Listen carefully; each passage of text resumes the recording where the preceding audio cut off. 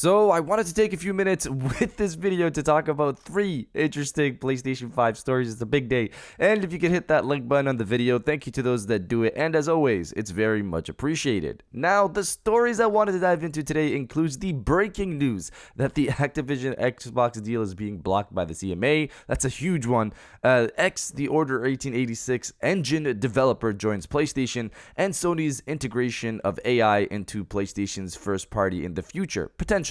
First, what do you like more, online titles or single player titles? And you can only choose one. For me, you guys know I love online titles like Factions and Call of Duty, but the industry would feel empty without single player titles telling us so many amazing stories. So if I had to choose one, I'd go with single player titles, but that's just me. What about you guys? So comment below, what do you like more if you could only choose one, online titles or single player titles? Let me know down in the comments below.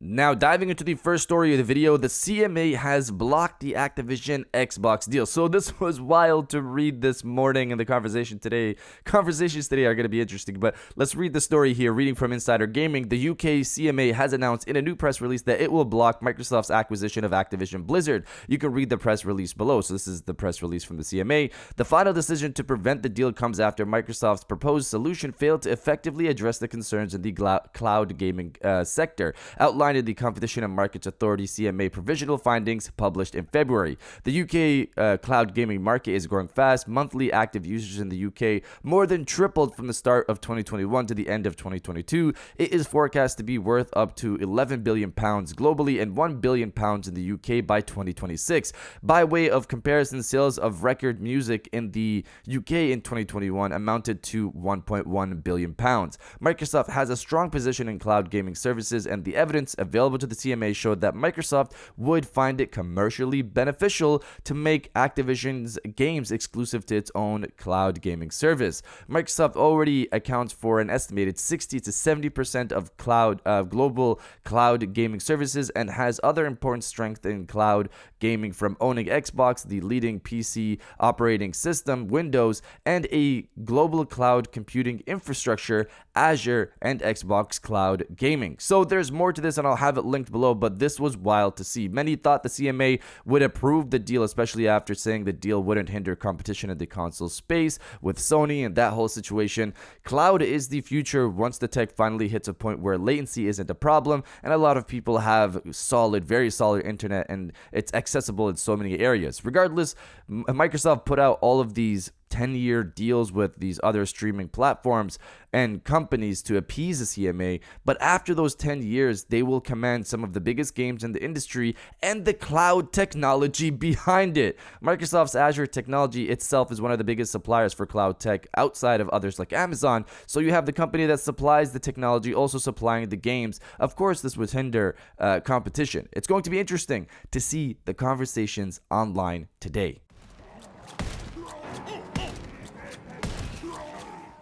Now, diving into the second story of the video, the Order 1886 engine developer joins PlayStation. So recently, the lead engine programmer that worked on the RAD engine, or the Ready at Dawn engine, that made the Order 1886 look as next gen as it did back near the launch of the PlayStation 4, has recently joined Sony. Matt Patino, hopefully I said that correctly, was the lead engine programmer over at Ready at Dawn Studios, and he's worked over there for over 13 years. Recently, he finished his first day at Sony Santa Monica, stating this on Twitter: "Just finished my first day as principal rendering programmer at Sony Santa Monica Studio. I'm super excited to be working with such an awesome and talented team." So this is exciting stuff. The lead engine programmer on what was one of the best looking games last generation, and honestly still looks great to this day, has now joined the God of War studio. His new job title is principal rendering programmer, so he's pretty much going to be working on making high quality graphics with the engine that made God of War Ragnarok. His work might translate into Cory Barlog's new game, but that's been in development for years apparently, or a few years apparently, or the next game from the team that worked on Ragnarok, depending if they're working on, an Atreus spin-off or the next Kratos adventure. Either way, I'm excited to see what comes of this, because again, the Order 1886 is one of the best looking games last generation. But you guys let me know if you've played the Order 1886 or not. Let me know down in the comments below. Clear. Keep moving. We have to find that second. Now, diving into the final story of the video, Sony's AI PlayStation 5 future. Reading from Video Game Chronicle, Sony Interactive Entertainment's Shuhei Yoshida has discussed the major impact AI is set to have on game development. In an interview with The Guardian, Yoshida was asked what he thinks about developers' concerns that AI could replace human effort in disciplines like art, music, and coding. Yoshida said developers will need to learn new skills to effectively use AI, which he believes will ultimately have a positive impact on game development. It is a tool. Someone has to use the tool, he said.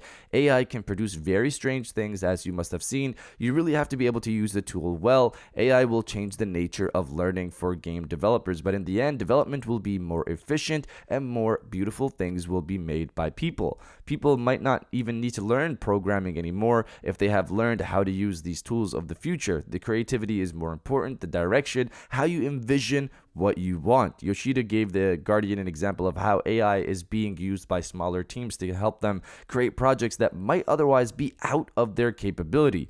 I was going through 15 pitches in a competition for indies in Japan just this morning, and one of them had amazing, beautiful graphics made by a small team of students, he said. They said that they use Midjourney, the AI art generator, to create the art. That is powerful, that a small number of young people can create an amazing looking game. In the future, AI could develop interesting animations, behaviors, even do debug for your program. So Shuhei is all about creativity, so I can see how he's backing this. Artists online, though, have not been happy with AI art generators, but for me as a gamer, if we can get games finished faster with more ambitious visuals and animations, I'm personally all for it then. But you guys let me know if you are for AI art generators or AI being used in game development or not. Let me know down in the comments below. And if you guys did enjoy this video, please hit that like button. As it always helps, and subscribe if you're new. I got new videos every Monday, Wednesday, and Friday. And now I'll check you guys out on the next one.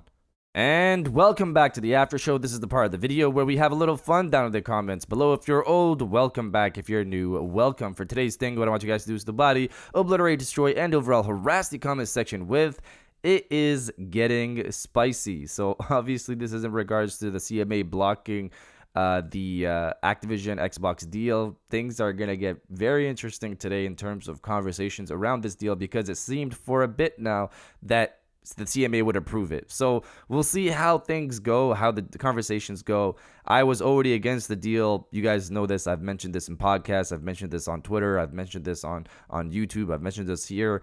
I'm not for Microsoft owning Call of Duty. So of course this is a positive outlook for me. But regardless, if you're interested in seeing the conversations and how things go and progress today, destroy the comment section with "It is getting spicy." And I'll definitely heart those comments like I always do, because I appreciate everybody who stays to the end of my videos. And now I'll check you guys out on the next one.